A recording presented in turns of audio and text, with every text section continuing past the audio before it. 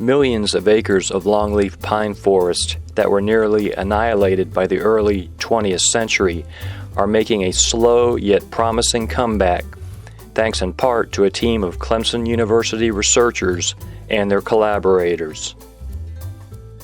We're standing here in what is referred to as a common garden study.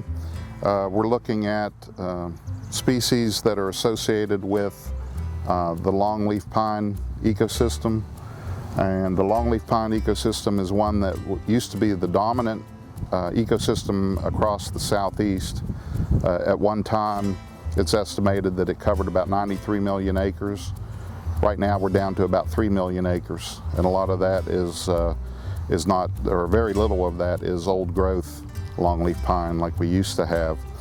But there have been efforts across the range of longleaf involving state and federal agencies, private landowners, and non-government organizations to bring back the longleaf pine and its associated ecosystem.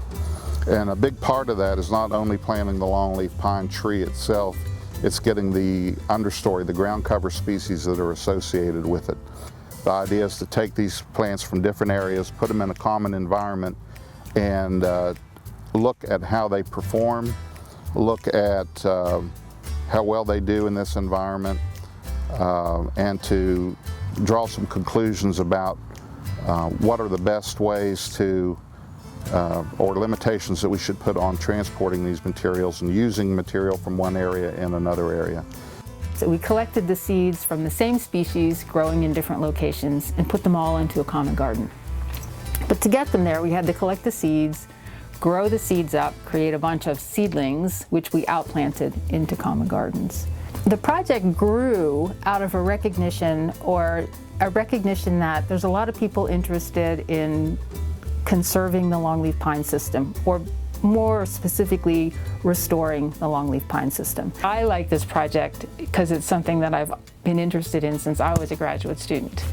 I've studied the longleaf system for a long time.